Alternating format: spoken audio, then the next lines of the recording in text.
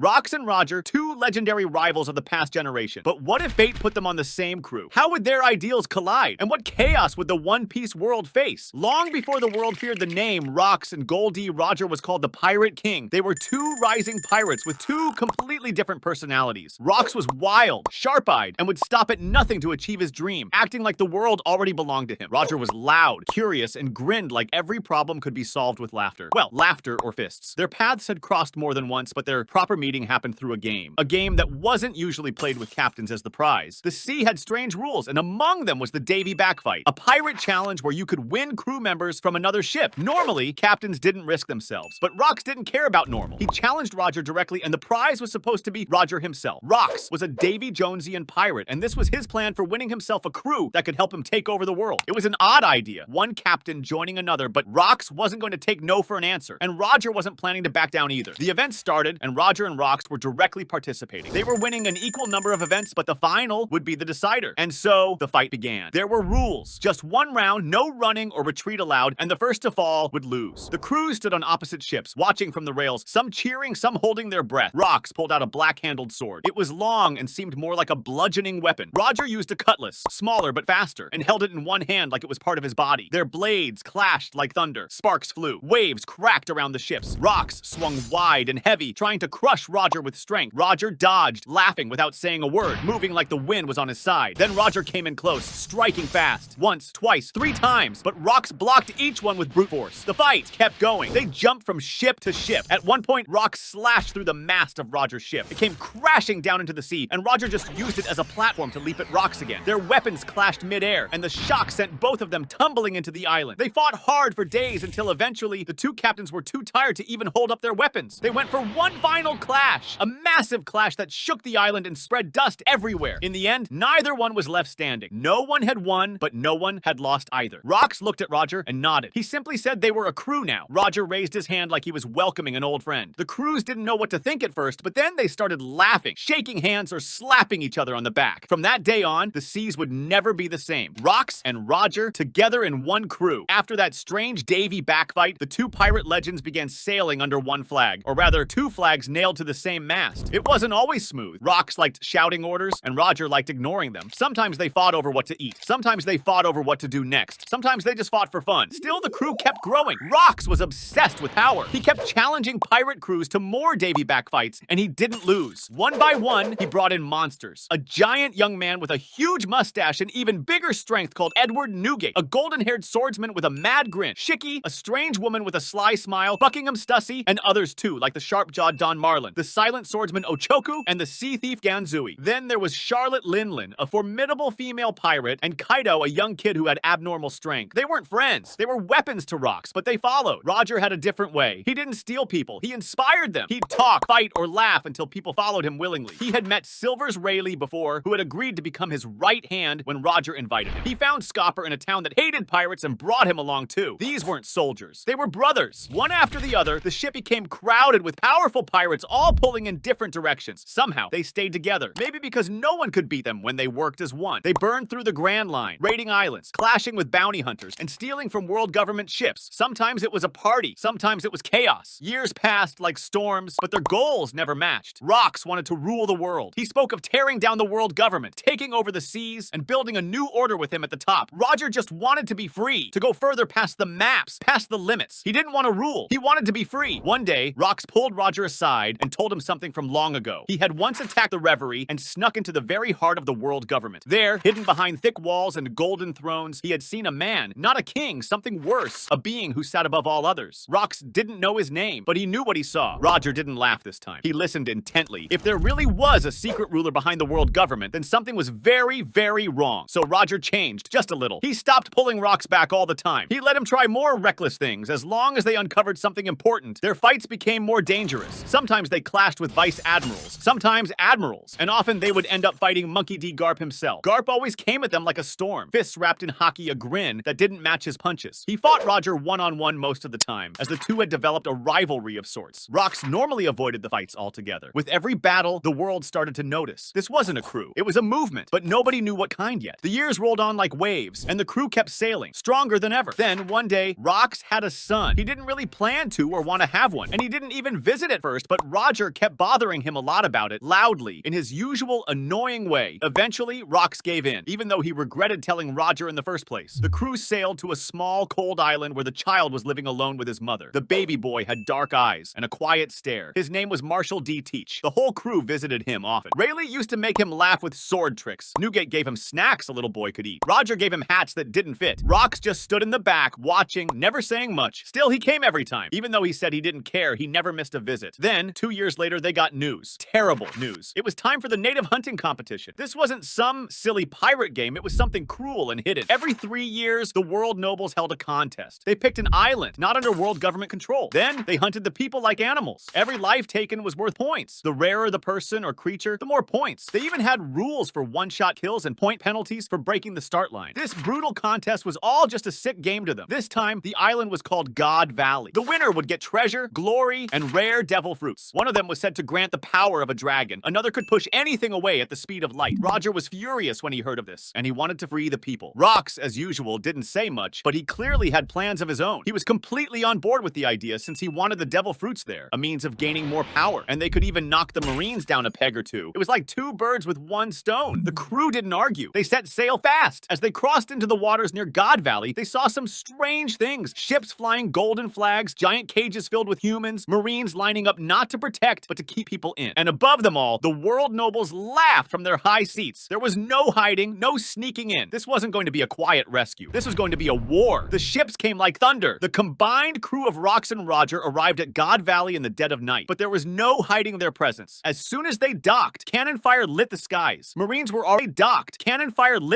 and the God's Knights stood in formation to protect their fellow world nobles. The hunting competition had already started, but dealing with the pirates was more important. The island erupted into chaos. Roger moved first. He charged through the forest, blade flashing, cutting chains and breaking locks. Every step he took, he freed another family. He didn't slow down. He fought with fury, but moved with purpose. The Marines tried to stop him, but they were swept aside like waves crashing against stone. Rox moved differently. He went straight for the center toward the treasure vaults, where rumors said the devil fruits were hidden. His blade was heavy as he tore through Marines like they were paper, carving a path toward the mountain where the celestial dragons had gathered. The rest of the crew spread out across the island. Whitebeard shattered entire battalions with his quake punch, splitting the ground under soldiers. Shiki flew above the battlefield, sending ships crashing into one another, using only the force of his will and his floating blades. Rayleigh fought beside Roger with his sword wrapped in hockey, holding back multiple vice admirals with sharp, fast slashes. Scopper struck with a twin axe, clearing paths for villagers to escape. Buckingham Stussy picked off targets from the shadows. Ochoku sliced down waves of soldiers with calm precision. Don Marlin didn't fight clean. He used poison, smoke, and traps. Ganzui rammed through walls, roaring like a beast. And then Garp arrived. He crashed into the field like a meteor. His fists cracked the earth. He fought with raw force, never using a weapon. He found Roger and threw the first punch. Roger blocked it just barely. Then they fought again. It wasn't the first time, but something felt different now. Both were older, stronger, heavier with purpose. Meanwhile, Rox had stumbled onto Figureland Garling, a young God's Knight that seemed to have incredible power. He'd come with his blade drawn and had cut down numerous pirates, even cutting down Marines who were in his way. He met Rox head-on as their clash sent waves of hockey flowing outward. It was a massive battle that had turned into a war, but the side of the pirates was overpowering the Marines and God's Knights. The sheer number of people with Conqueror's hockey and outstanding strength was proving to be too much for the Marines to handle, especially Rox and Roger, who were already keeping their strongest fighters at bay. Charlotte had already snuck into the treasure vault and had grabbed a few devil fruits. Some were already stolen by a young slave called Ivankov, and using the devil fruit's abilities, the children were also freeing captives. But things became messier when the elders showed up. The Marines had suffered incredible losses at this point, and even some God's Knights had been killed, with their regeneration stopped by Newgate and Rayleigh using Conqueror's hockey. The elders were here to fix this mess, but then the ground cracked behind them. A magic circle formed under a God's Knight, who spoke with a heavy voice in the next moment. It sounded otherworldly. Even Rox and Roger stopped their fights to hear the voice as the hockey emitting from them caught their attention. Emu had arrived. No one expected it. The sky turned dark, the sea trembled, trees wilted in seconds. People dropped their weapons, and some dropped dead from the sheer force of Conqueror's hockey. Emu didn't walk. They floated using wings, glowing with strange energy, and a book hovering near them, which felt full of some otherworldly power. With a wave of one hand, a massive number of weapons were summoned, and soon they began firing indiscriminately on the island. Entire squads of pirates and Marines alike were turned to ash. Even Garp looked up in horror. Then Emu changed. Their form twisted and stretched. A monstrous shape grew out from their body. Larger black wings, a face with no mouth, claws longer than spears. The ground couldn't hold them. The air seemed to burn around them. The pirates tried to fight back. Roger used every ounce of hockey he had. His sword glowed, and he struck a blow that carved a canyon. Rocks pushed Garling back and told Roger that they needed to retreat immediately. He lunged at Roger before Emu could swipe at him and pulled him away, loudly proclaiming retreat as they rushed off the battlefield. Everyone followed the order. Not everyone made it, though. Many pirates fell who had come to get a taste of the treasure on the island. Many of the Rocks and Roger pirates had fallen as well, especially the younger, weaker ones. Ships were lost, and the sea around God Valley turned black with smoke, but they got out, battered, bleeding, alive. The world government had taken a massive hit, too. Their secrets weren't safe anymore. Emu had shown themselves, and even with all their power, they couldn't kill them all. Numerous Marines had fallen on the island, and even some God's Knights, and the treasured devil fruits the world nobles had were stolen. The pirates escaped with wounded pride, but heavier minds. They had seen the truth, and the world would never forget what happened in God Valley. After the battle at God Valley, everything changed. The crew was smaller now, but the pirates that remained were all incredibly strong. Some had lost friends, but some had gained power, like Kaido when Charlotte gave him a devil fruit that gave him the ability to transform into a dragon. Even Rocks had taken several devil fruits from the burning vaults, fruits that had once been guarded by the highest nobles. Among them, one was already gone. But they gained something else too. A child, a red-haired baby, wrapped in cloth, left behind in a treasure chest. The child seemed uncaring about what was happening around him and was laughing even inside the treasure chest. No one knew who he was or why he had been there. Roger held him first, then handed him to Rocks. They both stared at him for a moment. The crew didn't argue. They raised him. His name would be Shanks. With new strength, old wounds, and more questions than answers, the crew kept moving forward. Time passed. Fewer raids, fewer fights, but a deeper purpose. The world government didn't speak of God Valley. It was erased from maps. But the pirates remembered, and they had grown in infamy for raiding God Valley. The Marines were in shambles, trying to recuperate their forces, and for the next few years, the pirates would continue their sailing. It wouldn't be years until they reached an island, the final island in the New World. They landed together, Roger, Rocks, Rayleigh, Newgate, and the rest. They walked until they found what they didn't expect, the truth. What they saw there wasn't just treasure, it wasn't just power. It was a history buried for centuries, a lost story about the Void Century, the Will of D, the truth behind the world government, the First Great War, the one they had been unknowingly repeating all along. Rocks was furious. He clenched his fists, screamed at the sky, and stomped the ground until it cracked. This wasn't what he wanted. It was something that couldn't happen right now. It was meant to happen in the future generation, and now he knew why he could never win. Because he had been born at the wrong time. Roger just laughed loudly, full of wonder, sadness, and hope. He saw something else in the truth. Not power, but freedom. A future that could still be written, and most of the crew laughed with him. That night, they lit a fire. They named the island Laughtail, and they made a quiet agreement. It was time to split. Some went with Rocks, some stayed with Roger, some left to wander alone. Each of them had seen something different on that island, and each would carry it forward in their own way. Roger and Rocks parted ways, but not in anger, just in purpose. They said nothing about the truth to the world. They simply waited for the world to change. Time moved on, quiet but certain. Many years passed, and Roger and Rocks didn't rule the seas anymore, but they were still known. Pirates whispered their names. Marines stayed alert. The world never quite forgot, but they didn't chase glory. Not now. They became something else. Old figures in the background, like the roots of a giant tree that no longer needed sunlight to keep growing. Shanks grew older under their watch. He was sharp, fast, and calm in a fight. He learned swordplay from Roger, strategy from Rayleigh, and ruthlessness from Rocks when he would come to visit. Then one day he started building his own crew. He wasn't alone either. Soon enough, a boy named Ace joined him. It wasn't just any boy either. He was the son of Roger himself. Roger had spent his time raising the boy who had inherited his dreams of freedom and becoming a pirate. Roger was constantly worried about what to do with him until one day, Shanks paid a visit and Roger realized that he'd be the perfect guide for Ace. So Roger joined Ace without revealing his identity to anyone else, and Ace would stay under his watchful eye. Ace was fast with a sword and stronger with his fists. He didn't eat a devil fruit. He didn't need one. His haki was sharp, raw, and growing. And then there was Teach. He had grown too, quiet, watchful, with a hunger that never went away. He laughed quite a bit, but he stayed close to Rocks, who had actually accepted his son over the years. And Teach listened to every word. He was like a shadow, always nearby, waiting for something. One day, Shanks got into a fight with a marine ship and ended up raiding it for treasure. He found a strange devil fruit afterward, one he didn't understand. He kept it in a small chest, and soon his journey took him to Dawn Island. There, he met a boy, small, loud, and always smiling. His name was Monkey D. Luffy. Something about the boy reminded Shanks of Roger. Maybe the eyes, maybe the grin, maybe the way he didn't fear anyone. Shanks liked him instantly. Even Roger was intrigued with the child, and he laughed when he realized that this was the grandson of his rival, Garp. But on one such visit, something unexpected happened. Luffy ended up eating the devil fruit Shanks had captured before anyone could stop him. His body changed, and he became rubber. Everyone panicked as Shanks stared with his jaw dropped, and Roger began to laugh loudly. Later, Rocks paid Shanks and Roger a visit. He was much older now and slower, but he was still powerful. He met Luffy, who bounced when he walked and smiled like nothing in the world could go wrong. Rocks was annoyed at how much he felt like Roger. Both Rocks and Roger realized that the fruit was strange. It was once guarded by the government, so it couldn't possibly be something normal. It was something different. They didn't tell Luffy, though, and just watched. Before leaving, Roger gave his straw hat to the child. From that moment, the next generation had truly begun, and Rox realized that something needed to be done. The world was different this time. There wasn't a great pirate era, and fewer pirates sailed the seas. But the ones who did were monsters. Whitebeard ruled his territory like a gentle giant with a heavy fist. Big Mom built a candy kingdom that swallowed whole islands. Kaido created a war machine, turning Wano into a fortress. And Shiki drifted like a ghost, still chasing a dream no one else could see. The Marines had recovered significantly too after their losses at God Valley. They trained harder, built stronger ships, and promoted younger admirals. The world government stayed silent, but its grip was tighter. Shadows moved behind curtains. No one spoke of Imu. No one even dared. Meanwhile, old bonds continued. Roger trained Ace when he wasn't resting. The boy didn't stop moving. He ran up mountains, sparred with swords, and learned how to use his haki until his body ached. He wanted to be like his father, and he was already walking a similar path. Rox, on the other hand, kept Teach under his wing. The boy asked questions no one else did. About forbidden fruits, about power, about the lost history. Rox liked that. He saw a little of himself in Teach, not in strength, but in hunger. The truth from Laugh Tale had never left Rox's mind. He still wanted to rule, but he now understood why he had failed. He needed more than strength. He needed time, and so he started searching. He wasn't going to become a relic of the past like Roger was so comfortable becoming. He soon found the key to his future in the knowledge of two devil fruits. The Yami Yami no Mi, a fruit of darkness that could nullify any and all devil fruits, and the Ope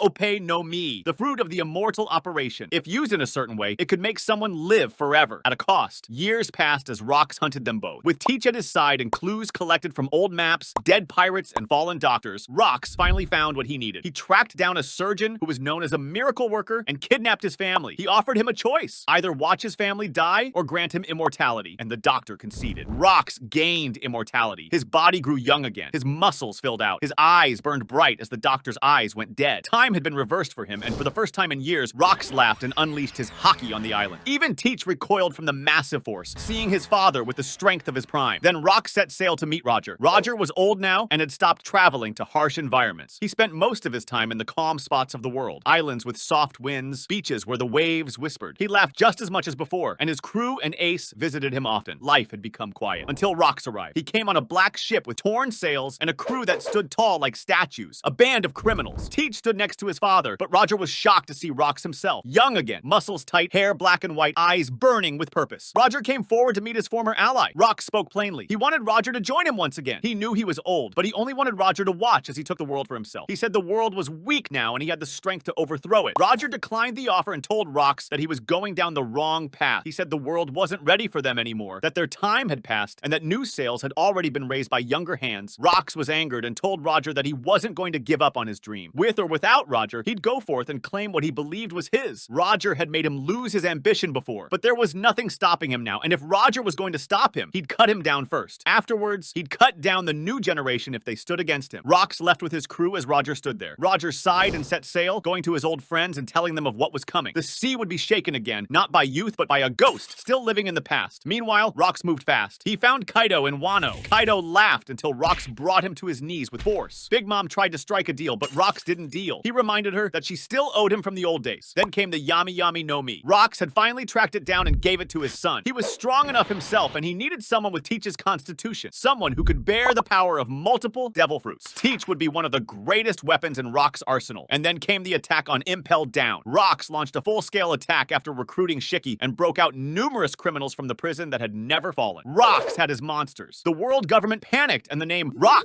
returned to the top of their watch lists. And far from all of this, the Straw Hat Pirates arrived at Sabaody Archipelago. They were looking for a way into the new world. They didn't know the weight of the sea had changed again. Luffy, as always, got into trouble. He punched a celestial dragon across the face, and now things were going to become dire. Kizaru came faster than expected. Light rained down like bullets. Explosions lit up the trees. Luffy grabbed his crew and ran, dodging beams that turned stone into smoke. Zoro slashed through attackers, while Sanji kicked Marines across the grove. Frankie fired back. Robin kept the weaker ones safe, but Kizaru was too fast and the Pacifista were too strong. Luffy tried to fight back, but it was useless. They were about to meet their end. Then the ground shook, not from Kizaru, but from someone else who had landed and blocked Kizaru's beam aimed at Luffy. An old man stood there, hand steady, coat flapping gently. His eyes were sharp. His presence was heavier than anything around him. Gol D. Roger. Next to him stood Rayleigh, and the two locked eyes with Kizaru. The Admiral recognized who this was and rushed toward the infamous pirates of the old generation. Roger faced him alone as Rayleigh took care of the Pacifista, attacking the Straw Hats. The air split with every clash. Kizaru's body turned to light, flashing around Roger, but Roger's haki wrapped around him like armor. He moved slowly, but every swing shook the grove. One sword swipe cracked the bark bark of a giant tree. Another sliced a beam of light in two. Kizaru tried to blind him, firing beams from above. Roger raised his sword to the sky and absorbed the attack like nothing before leaping up and smashing Kizaru down hard enough to leave a crater beneath him. The admiral retreated. He had suffered injuries, and he needed reinforcements. Luffy got up, barely standing. He stared at Roger, his body aching, but his eyes wide. Roger didn't say much, just looked him in the eye and smiled. Scopper arrived soon after, and the Straw Hats were pulled together. They'd fought hard, but they weren't ready, and Roger saw that. He hadn't been able to get in touch with Shanks, but maybe it was time to guide the new generation. He saw something in Luffy, and he was willing to bet on it. So he offered the Straw Hats to train under him. Luffy, bruised and battered, looked at his crew, who were equally messed up. He gritted his teeth and agreed, realizing that they weren't anywhere near strong enough to face the new world yet. And so, they would train under Roger, Rayleigh, Scopper, and the others under a legacy the world had almost forgotten. Far away, Rocks looked across a dark sea. The wind on the Grand Line began to carry whispers, small ones, like the rustle of leaves before a storm. Islands that once lived in peace suddenly saw their worlds darken because the past was awakening. Rocks wasn't just building an army, he was reshaping the balance. He built a fleet after taking over an island called Hachinosu. There, Rocks forged his alliance. Kaido and Big Mom, bruised from their defeats, bowed their heads reluctantly, their pride shattered. Their ambitions now focused through one man's will. Blackbeard stood beside them, teeth always showing. Shiki, Ochoku, and numerous criminals rescued from Impel Down were gathered up. Above it all, Imu watched in silence, letting chaos spread like wildfire. Other forces were also building up at this point. A young man named Sabo stood near the front of the revolutionaries with the legendary Monkey D. Dragon. Beside him were commanders from every sea. The fishman Karasu, the gentle giant Lindbergh, the sniper Bielo Betty, and many more. The revolutionaries were also preparing for a storm. In a different corner of the world, Shanks was training with Ace. He'd gotten word that a crew called the Rocks Pirates was gaining power at an abnormal pace, and he knew who the leader of that crew could be. Shanks didn't know yet that Rocks had regained his youth, but either way, he wasn't happy that one of the people who raised him was spreading chaos across the land. So he trained with Ace, noting how strong the young man had become. Meanwhile, the Straw Hats trained with the Roger Pirates and were getting increasingly stronger. A year had passed, and they were already leagues above their old selves. While the world was preparing for war, Roger was doing his best to make sure that the new generation could stand against it. Soon enough, Luffy had begun to exhibit phenomenal power. Luffy had awakened his devil fruit during training, and Roger realized that this was what Joy Boy's treasure spoke of, the man who would liberate the world. He laughed when he realized that it was right in front of him all along, and so Roger gave everything to hone Luffy's newfound abilities. Zoro trained under Rayleigh, while Sanji was taught by Scopper. Each member of the Roger Pirates taught the Straw Hats, and soon enough, 2 years passed. The Straw Hats were now a force to be reckoned with. Meanwhile, Whitebeard was keeping his own territory protected from the Rocks Pirates, and it was a good thing that Rocks himself wasn't showing up. But Whitebeard realized that things would soon become dire. Roger soon sent him word that it was time to fight one last time, and so they prepared. Then came Shanks. He had remained neutral for years, always waiting, always watching. But when he saw that the Rocks Pirates were making their move, he realized that it was time to act. He gathered his crew, Ben Beckman, Yasopp, and Lucky Roo. He made one stop before sailing. He went to Roger. Roger had come to meet Whitebeard as well, and told him that Rocks would go to war against the world government. They would help him take down Imu, but they couldn't let him take the throne either. So it was time for one last battle. The revolutionaries marched from the west. The Whitebeard Pirates, the Roger Pirates, the red-haired pirates, and the Straw Hats came from the east, while Rocks himself launched a full-scale attack on Mary Geoise. The capital of the world nobles braced itself against the man who had fought their forces once before. The skies over Mary Geoise darkened. Storm clouds gathered as the fleet of the Rocks Pirates, led by Rocks himself, Shiki, Kaido, Big Mom, and Teach descended like a storm of destruction. The world government's stronghold braced for the assault. Marines lined the walls, elders watched from their high thrones, and the God's Knights prepared their weapons. The war began as Rocks invaded the Red Line with Teach beside him. It was utter pandemonium. Then came other fleets, led by Roger, older but unyielding with Rayleigh and Scopper at his side, and Shanks, Ace, and Luffy following close behind. The skies were torn by the roar of ships and the clash of wills. They entered the battlefield and found utter chaos. Slaves killed and Marines lying in heaps. Rocks had a force that was unparalleled, and he was quickly cutting across the land. Cannonballs and beams of light shattered the marble pillars of Mary Geoise. Marines clashed with pirates in endless waves. The God's Knights summoned their devil fruit powers and were cutting down numerous pirates with blinding speed until they had to face Emperors of the Sea. Kaido was setting the entire battlefield ablaze, while Big Mom kept summoning an army of homies. Even Shiki assaulted the castle from the sky. In the lead was Rocks, a whirlwind of fury. His blades sang through the air, cutting down knights with precision and haki that seemed to stop their regeneration, his experience giving his youthful body strength beyond normal limits. Beside him, Blackbeard's shadow stretched, swallowing whole squads of Marines and nullifying the regeneration of the God's Knights. Kaido crashed through walls like a rampaging beast, while Big Mom unleashed thunderous roars that shattered the air. Roger met the charge soon enough with Luffy, Shanks, and Ace. His sword glowed with haki cutting through the darkness. He fought with steady power, blocking blows from God's Knights and Marines. Each strike from Roger sent shockwaves, his movement slower but filled with the weight of years. Ace moved with fierce determination. Without devil fruit powers, he relied on advanced haki and his sword, his blade flashing like lightning in the chaos. He danced through enemies. And then, Luffy unleashed his Gear 5 as the elders and Imu himself came out of the castle. Roger stood next to Rox. He told Rox that he would fight alongside him, but at the end of this battle, the new generation would take the lead. Rox laughed at Roger and told him that he was going to fulfill his dream no matter what. And the battle became otherworldly as Imu released his powers. The Emperor came to meet the elders head on. Luffy bounced forward with Gear 5 surging through him, and Blackbeard stepped in. Rox was the first to clash directly with Imu, laughing loudly as he met the ruler head on. The pirates fought together. Roger's sword clashed with Imu's claw as Rox was sent flying back. The latter got back up and hurled attacks imbued with his regained youth and strength, trying to tear Imu down. Luffy himself took on an elder with Blackbeard, burning with the fury of freedom. Ace's blade struck with precision, his haki shielding against the monstrous power, as Shanks went forward to cut an elder down. Meanwhile, Roger and Rox were fighting with their full strength against Imu, who had now become a massive monster and was wiping out portions of the battlefield. Rox was caught off guard and a beam hurled toward him. Roger jumped in to protect his former ally and took a fatal blow to the chest. Rox grabbed him and held onto his former friend as Luffy and Teach leaped into the battle against Imu. Roger coughed up blood as he told the wounded Rox to look forward. Luffy and Teach were working together and were doing much better than Rox and Roger while fighting against Imu. Roger told Rox that that was the future and that their time had ended. Rox held tight to his old friend before letting him down as Ace came in a rush to his father. Rox stood up and leapt into the fray, this time going forward to protect Teach from an attack meant to wipe him out. Teach had used his darkness to bind Imu's limbs, but the creature's regeneration was terrifying. Every wound closed in moments, every strike met with a roar. But then, Rox leaped in and unleashed such a massive burst of Conqueror's haki, expending his life force, that it caused Imu's very form to shake. The battle reached its peak. Rox, severely wounded, faltered, but refused to fall. Luffy and Teach took the opportunity to attack Imu once again, their devil fruits flaring into light and darkness, as if night and day had combined. Teach unleashed a final, crushing pull of darkness, drawing Imu in, as Luffy unleashed all his power for a massive fist coated in Conqueror's haki. The attacks connected, and Imu screamed, their monstrous form breaking. The world trembled, and then silence. Imu's massive form dissolved into nothingness, and Rox finally collapsed, breathing heavily, eyes closing for the first time in years. He had drained his youth to unleash the haki needed to catch Imu off guard. He regretted it, but he crawled to where Roger was. No words passed, only understanding. Rox's dreams had ended, and Roger was going out with a smile. The war was over. Mary Jawaz lay in ruins. The world government was broken. Freedom was won. Roger looked at Rox and said that it was finally time to rest. And as Rox's eyes closed peacefully, the sun rose. The light shone on a new world, a world ready for the next generation. Channel memberships are now officially open. There will be 2 tiers available, each with their own perks and rewards. If you'd like to support the channel and gain access to sneak peeks, video requests, and much more, click the join button below the video. Subscribe and smash the like button for more One Piece videos.